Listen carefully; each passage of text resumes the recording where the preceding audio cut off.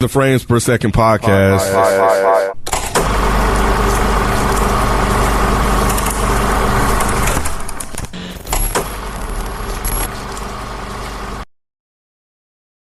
Welcome to the Frames Per Second podcast. It's the anniversary of Usual Suspects. Today I have with me Kenneth Minge. Hola. Mike. Yo. And Rod. Yeah, what's good? What anniversary year are we on for this? That's 10, a 20? Really good question. 30? God dang. Yeah, 1995, I think is. Holy moly. Damn. No, man.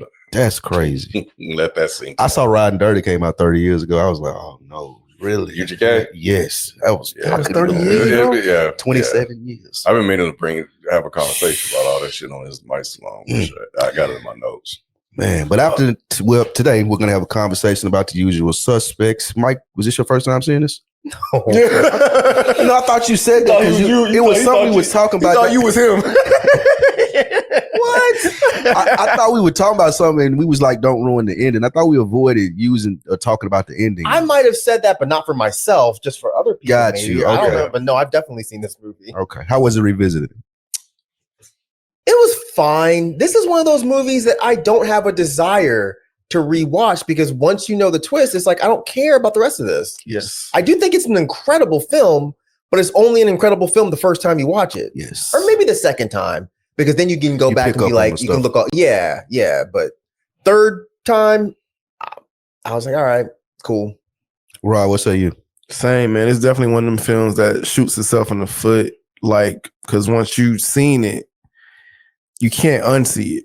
You know, and you just keep thinking about, oh man, this motherfucker playing them the whole time. And it's like, damn, it kind of ruins the movie for you. Mm-hmm. And like, even after all these years, 'cause I haven't went back and watched it.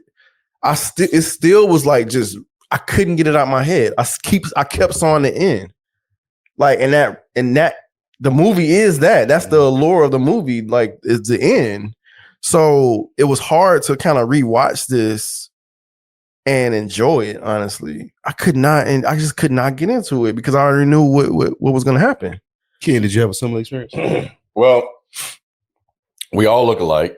Oh, it was him. That was it was me. you. Oh, Shit. Damn. That's what it was. That's what it was. racist ass. And the fact that kid was just quiet on. Right? He's like, yeah. He ain't say nothing either. He's been around his friend too long, Mike. That's what it is. That's what it is. Jesus Damn. Christ, Spike. Oh, But shit. That's funny.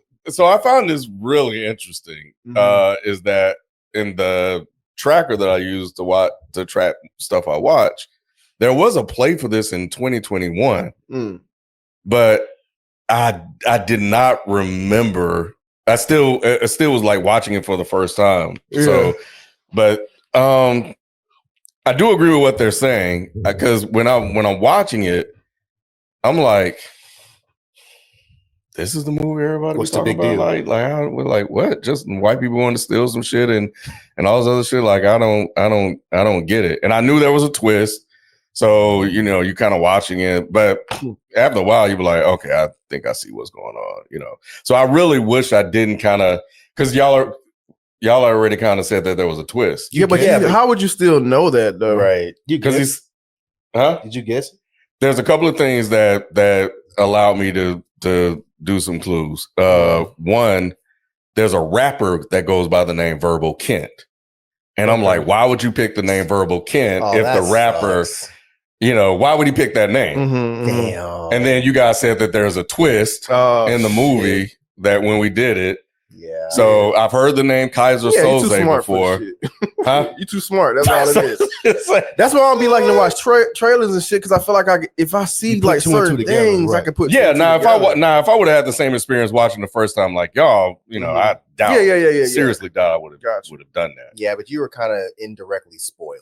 Yeah. because you know the twist is a twist. Yeah. You know there's a twist and somebody said Verbal Kent. Like, even if I watched that movie and someone said, oh, but there's a twist at the end, I don't think I would have ever guessed that it's Verbal Kent. I would have thought it was the retired cop guy, which is what they tried to lean into at the very last, and then they switched again. Right. But I would have believed that it was the cop. I never would have thought that he wasn't actually disabled.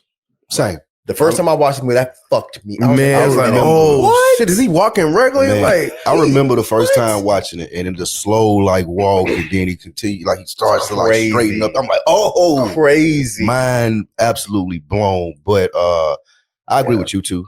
Once you watch it once or twice, it's like I don't really have to. It's like The Sixth Sense. The only movie that has a major twist that I could watch like that is Gone Girl. Gone Girl, like it works every time. Like I didn't know that she did it. It's just that good of a movie. Spoiler alert. I'm just playing. whoops. No, we reviewed it. I know. So let's get into it. The movie opens up being narrated by Verbo Kent. Do you guys think that we gained that trust for him as a storyteller? That's why it was so surprising. As a narrator, since he was telling the story. I'm sorry. Did that work for you? What I kept thinking about is how Mike said you can't believe the narrator because it's just from their perspective. So I was like, oh shit. I was going to ask you, is that where you got this from? No, there's plenty of movies. No, the unreliable narrator thing, that was when we were talking about No Country for Old Men. Yeah, I know. That's what I'm saying. Yeah, that's what it was. But I thought that's why you said that. Because of this movie? Because of this movie, yeah. No, I think of course, now that I'm on the spot, I can't think of another one. But there are a lot of films that are like that, where you have the story through the eyes of a certain person, and by the end, you're like, wait, none of that was true? I can't, like Memento. They do it on I hadn't seen Memento in a minute, and I want to go back and watch it. Yeah, I just rewatched it. That's funny. They do it on House of Dragon. Like that perspective is being told. That's a good one. It's not being told from the Targaryens. It's being told from like the people that keep the house and all of that stuff. That's a good one. If you think of House of Dragons, it's another unreliable narrator story. So first scene opens up. What my bad goes? No, I was gonna say something totally unrelated. Never mind, keep going. Go ahead. I was just gonna say Memento popped up right after finished watching this movie. Really? That's why that's why I watched it. I was like, all right, I'm gonna continue sense. working. And I always wanted to go back and watch that one. It's so good, man. It still works. It still works. Yeah, that's why I said don't even tell me because I don't even remember. So it opens up on the ship, and in the ship there's devastated by flames. You get Dean Keaton being shot by a shadowy figure, some of Kaiser Sosa's handiwork, and then Verbal Kent is severely burned, and he survives the carnage. What you guys think about that opening scene, Ken? I thought in terms of like setting up this like sort of crime drama or whatever, I thought it was really good. Like you established that something happened, there was a betrayal, appearance of a betrayal where they went on this whole thing. So I thought it was a good opening scene because you're just wondering like, how do we get to where we open? Anything jump out about the open to you, Mike? The opening? Yeah. No, I thought it was pretty standard. I mean, as insulting as this might sound, I think this movie really does just hinge on the fact that there's a twist. Yeah. The rest of the movie is like, okay. It's a decent movie with a great ending. Yes, that is exactly a perfect way to put it. It is. Nailed it. You nailed it. Yeah. Rod, anything about the opening scene? Nothing, just that you notice that, they weren't trying to show the person that committed the crime, basically, or that shot him or whatnot. So I was like, okay. Like I said, it was hard to kind of put my mind back into like the original state when I first watched it. So yeah. So we learn about what happened on the ship from Verbal being interrogated by U.S. Customs agent Dave Kawan. He goes through a series of flashbacks to tell the story of what happened. Any clues, anything that I know we kind of talked about it a little bit, but was there anything looking back at it the second time that could have tipped you off or tipped us off the first time around? I remember watching it the second time because I was like, after watching the first time, I was like, wait, what? Huh? That doesn't make any sense.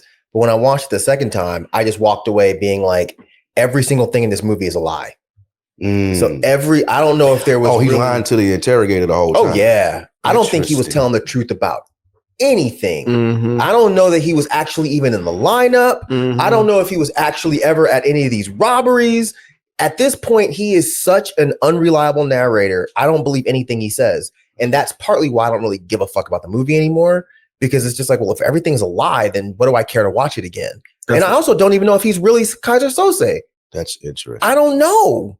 That is a really interesting point. Yeah, I'm with Mike though, man. That's what made it so hard to watch because they, like I said, they revealed it at the end, like how he was just using shit he was seeing on the wall, seeing on fucking cups. Mhm. Like, wait, none of this shit is like real. Like the red hood or some shit. Like that wasn't even a real person. So when you're showing the flashbacks, it's like, did these situations actually happen, or he just made all of this shit up? Right. That's interesting. Ken, you think the same?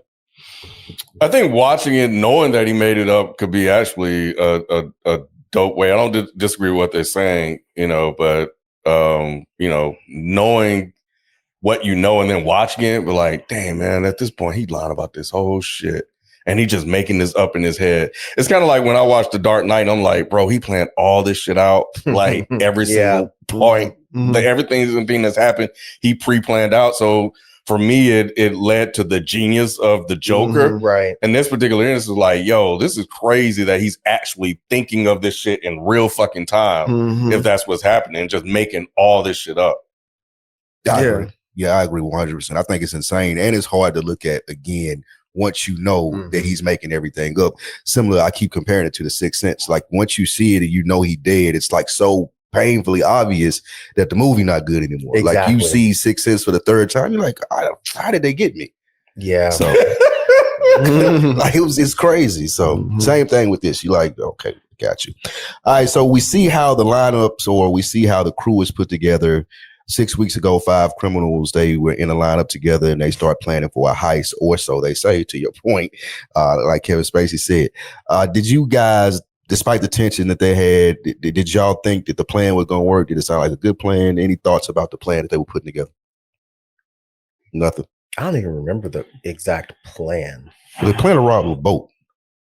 Right. That's when they put the plan together. You're talking about the final plan? Yeah. Yo, I mean, yeah, it was fine, I guess. This is gonna be a hard movie to review because, like y'all said, that's what I was thinking as I was watching it. I'm like, this is gonna be hard to talk about. Yeah, there really is nothing there but the end. Everything else is just him telling a fake story. Yeah. Well, I can't remember like the details of the plan because didn't they do something before then? Because all of them were all police lineup. They were all criminals before. Yeah, but they were all round up for a lineup. What? But why? Like, was somebody robbed something? Like, why them? Did Kaiser Soze set all that up? I thought they just paid people for. Yeah, but was this whole? So the thing I was asking, like, was this a whole elaborate ruse to get these specific individuals, to do this? Like, did he pay somebody in the police department to go target the 4 of them in order to trick them into doing the boat robbery later? So did Kevin Spacey's character Kevin Spacey set this whole thing up way in the beginning? Because they all had a connection to Kaiser Soze, which he revealed later, right? Right. But again, we don't know if this story is true. But in the movie, that's the problem. Happenstance. But we do know they all were on the boat. We don't know because everybody was burned up, right? That's right. Yeah, they all were burnt up. That's right. So he's telling no. Yeah, they were. The burnt up guy said that though. They were on the boat. That's right. The burnt up guy that could still talk. He said all their names? I don't know if he said all their names, but he kind of implied that at least the final part happened. It's everything before that. Yeah, everything in the middle is where like it's foggy. Yeah, Yubayashi or whatever his name is. All that shit. Like when they rolled up on the cops and because what was that mission? When they were corrupt cops in a taxi scam job. So they were robbing corrupt cops. This motherfucker was just talking, man. Yeah. This motherfucker was just talking, dog. Kid, it's crazy. Because, like, they showed at the end, he was just making up this shit as he went. Yeah. Do y'all think, dude, that to jump into the end a little bit, y'all think he figured it out, the detective? Yeah. Yeah, he figured out at the end. He was like, this motherfucker just played me. He did say that. You're right. Yeah, remember he dropped the coffee cup. Yeah. And then we saw something else on the coffee cup that he made up. Wait. Okay, so the taxi scam, that shit was fake. Bro, he made that shit up too. I don't remember the taxi. What was the taxi scam? When they were robbing corrupt cops. They were robbing corrupt cops in a taxi scam. They put the shit on fire. Yeah. Yeah. All Why don't I remember that part? Because there was the van in front of them, and then I think Kevin Spacey or one of them were in the in the masks, and okay, I remember that. Yeah. Now. And they had to shoot the guy because okay. No, that's a different one. That was a jury heist. Yeah, that was a different jury heist. Yeah, it was a cop. So they had them. They basically had them barricaded in, like they had them cornered. Okay, and they couldn't get out, and they just basically he was like, "Oh, you're gonna regret this. You know who I am? Do you know him?" And they poured all the stuff on the cop car, set that bitch on fire. And they just got out of the car. They weren't even harmed. Yeah, it was just on the ground. Yeah, because there was somebody in because he was like, "Will this get me to Staten Island or wherever he was going?" He was like, "Man, this get you to wherever," he said. Right. And they robbed the taxi scam, but they all were working together, right? Yes, according to him. According to him. And then they decided to do the taxi scam. So I guess we're saying like after the lineup, they decided to partner together to rob. Have a little networking, crime network. According to Verbal Kent. Yeah. And that's how they all ended up working together. And they were just committing these sets of robberies throughout this whole thing. Yep. And then from there, Kawabashi delivers the envelopes to the ordering them. What's his name? Is that right? Kawabashi. He delivers the envelopes, ordering them to work for the shadowy Kaiser Sose. Did y'all peep that the envelopes are delivered in the same order that the suspects died? I did not notice that. The same order that they died in, they delivered the envelopes. Oh, that's yeah. So even then, Lizette play into he's lying, right? I was going to ask you, does that even play into it? Yeah. So and the lawyer just made, and this guy is completely made up, you know. So he went in. Okay, yeah. But this is when they rounded all of them up, right? At this point, yeah, to work for Kaiser Sose. Right, that's when he was rounding them up and passing out the envelope, getting them on the boat. But he asked them to do was this the jury heist? No, this was the boat. What are you talking about when he gave out the envelopes? No, remember there was another heist that they did together. And remember they ended up shooting everybody. Because that was the jury heist. No, there were two heists then. There were two things. So are those connected? Remember the cop car, right? When he set it on fire, and then there was the garage scene, right? Remember? I do remember. And there was a guy they shot because remember they were struggling, they were wrestling with one of the guys, and he had the two guns, and then that was part of the heist, right? Oh, all that was connected. I thought that was separate. Yeah, that was part of the heist. It's described in this the whatchamacallit as part of the heist. That's why I thought also that this was all bullshit. Because I was like, this was the only part that was so unrealistic. That the two guns, he was like, oh, I was like, oh, he's lying. This didn't happen. Like wide open shit. Yeah. Doing trick shots. Like, get out of here. Well, but I thought this was what put them on the radar of Kaiser Sose. I think it was. And then he passed out the letters to them, according to, again, the unreliable narrative. Right. Okay. So maybe they didn't even happen. Right. But then from the jury heist, they get the letters in the order of their death. From there, they get on the boat. They got their final mission on the ship. Chaos ensues as far as them going through the whole thing. And we see them die one by one and wonder who did it. And you hear him telling the story. And yeah, what y'all think about that? About the whole time on the boat? This was anticlimactic to me. It was. It's a hard watch now and reviewing it. Like I was worried the whole time. I was like, what are we going to talk about this movie? Because I was worried too. It's the ending. It's just the ending. It was more so because the only one that I think went out in kind of a cool way was the dude, I can't remember his name, but he was the dude that was looking over the money.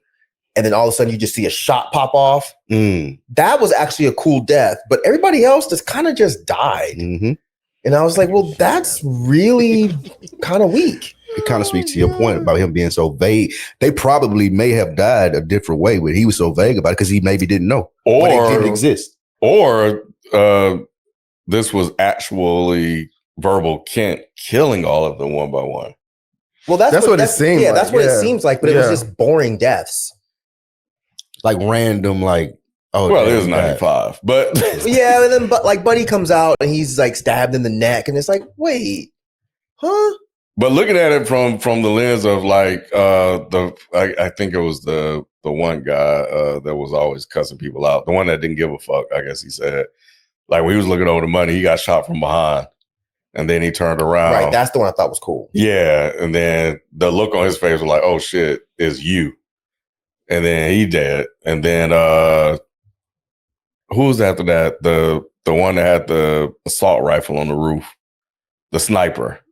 How did he die? Did I want to say somebody walked up behind him? I don't remember. You talking about Benicio del Toro's character? I guess so. Not. So that's the one that was missing. The one that nobody could understand. Benicio Yeah, I del can't remember Toro, how he yeah. died. I don't remember how he died. I think he was when Kaiser was trying to make them do the mission, he was the one that was like, hell nah. So he left, but they went and hunted him down and killed him. Mhm. That was the one that they buried on the beach in the water. And they were like, oh, they're gonna be able to smell that. Oh, that was Benicio del Toro? I think so, right? Oh. He was the only one that was missing. Right. So they killed him off. Yeah, I can't remember how he died. And remember how Keaton died. Because remember, he said, what time is it? It's 12:30. And then he killed him. I don't know the significance of that because that was at the beginning of the movie.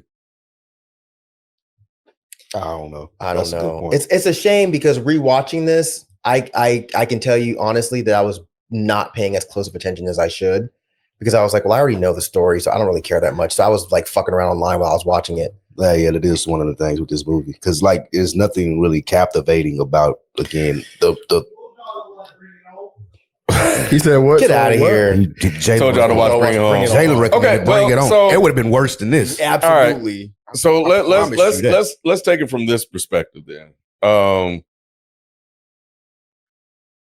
This movie is looked at as like, I don't want to say one of the ones, but as one of the almost like a classic, right? It is. Yeah. I still, even though we still have think it's a classic. even though we have a hard time talking about it, I think It doesn't take away from what what the did, impact it the had. impact It had. doesn't. Right. Yeah. It's just that it's a hard rewatch. That's all it is. And That's to all have it a is. conversation about it because Yeah. it's not much to like other than like you speaking to its classic place in history. Like the story just isn't great. It's just, oh wow, that happened. People love this movie. This is a movie that It made Comes 62 up million.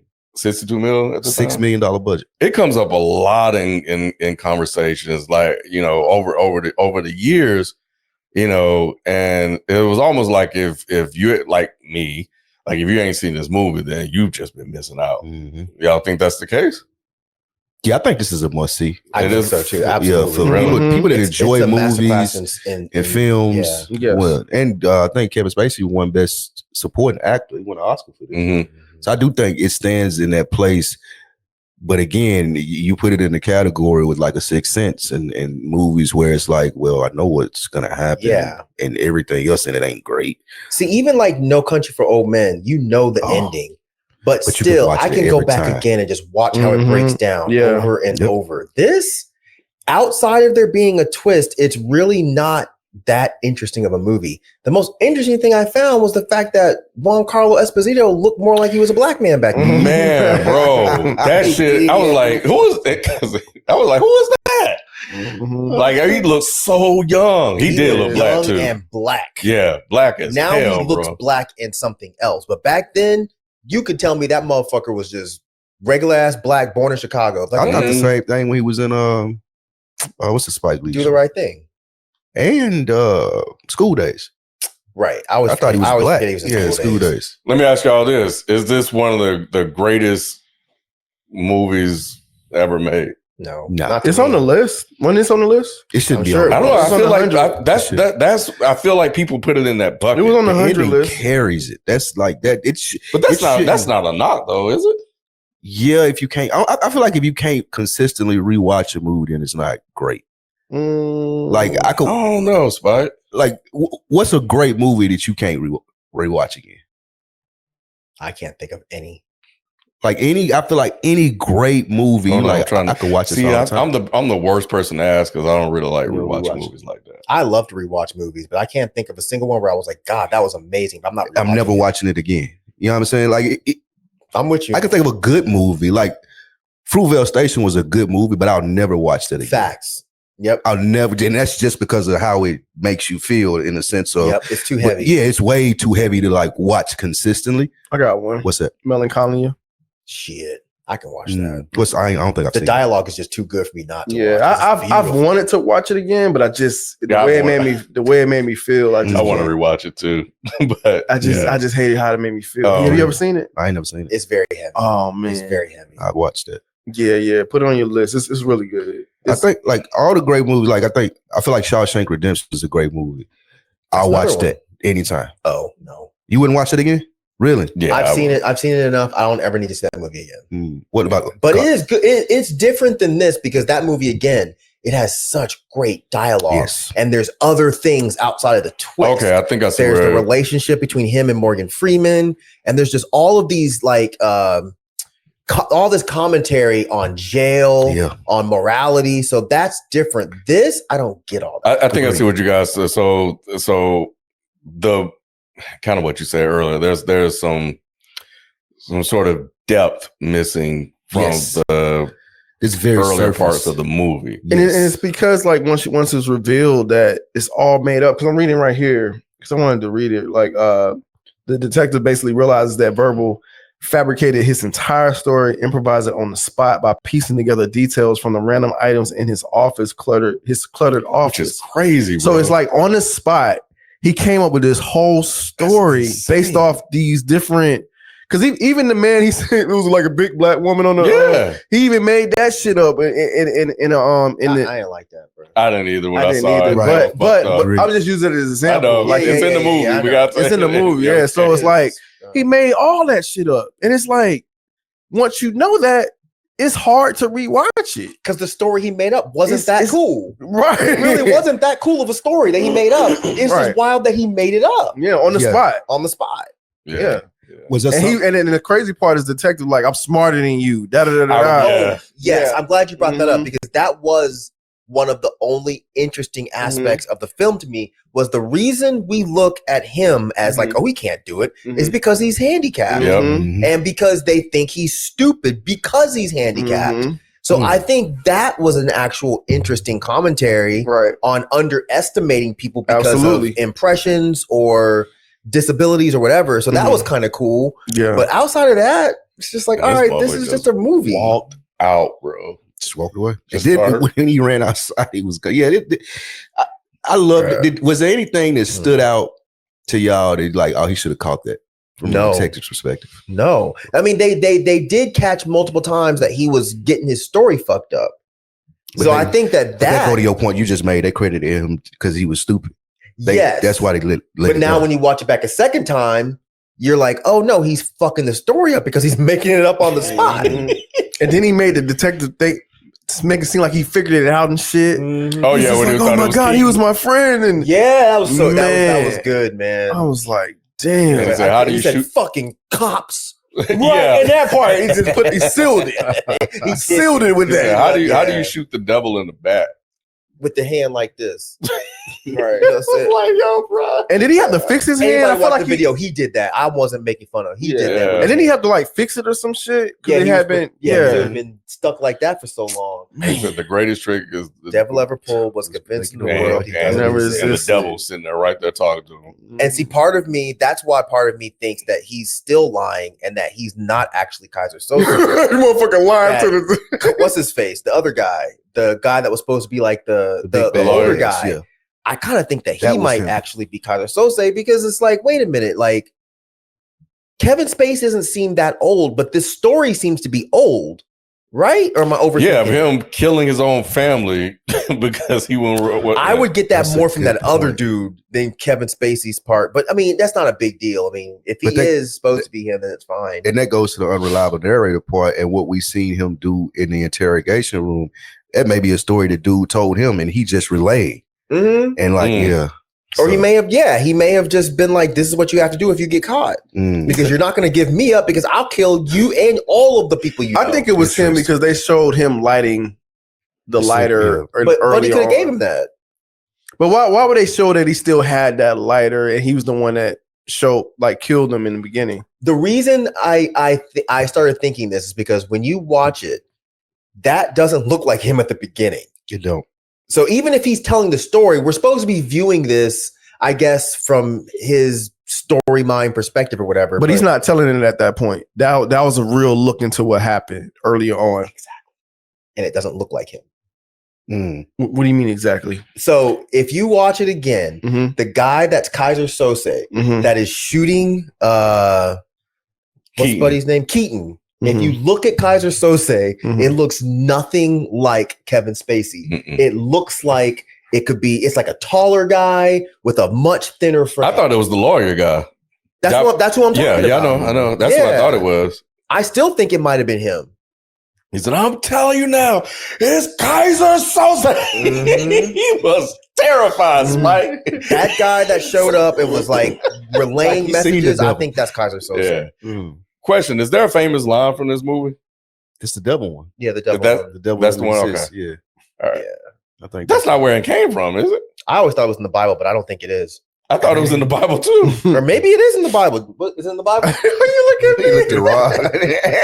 Damn, that'd be crazy if it came from this movie, bro. That would be nobody crazy. ever thought of that. Yeah. Okay. All right. Well, Y'all got anything else? But it sounds like it's from the Bible though. It does sound like it's from the Bible. Let's see.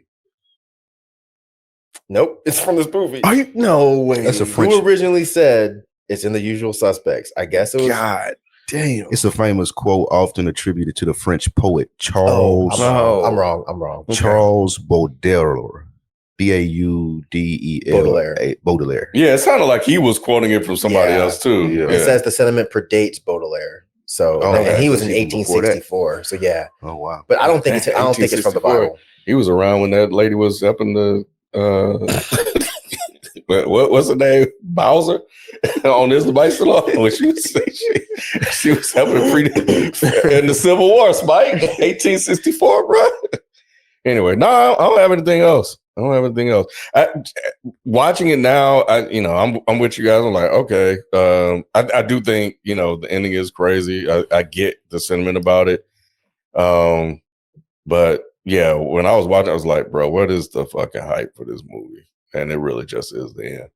But I get it. I can only imagine what it was like watching this in 1995 and that shit happened. You were like, what the fuck, bro? Movie going experience in 95. Man. Like, oh shit. I remember like buying the DVD. Like, this is a must have and telling people about it. Damn, you got the DVD? I had it. I don't know where it's at. But yeah, I definitely bought it. I bought the DVD when it came out. So we used to go use browsing for DVDs. It's like, what's the name of that place? You don't think it's a must-own movie? No. Damn, you don't think this should be in your collection? Okay. Like, would you show this to your boys or your kids like this? They need to see this shit, bro. They need to watch The Dark Knight. Watch that shit, bro. I'm just playing. Anything else from this movie, Mike? Nah. It's definitely a classic. It's an amazing film. It's just not a good rewatch. Not a good rewatch. Rod, what about you? Same sentiments. Definitely a classic. Just one of the best plot twists in cinema.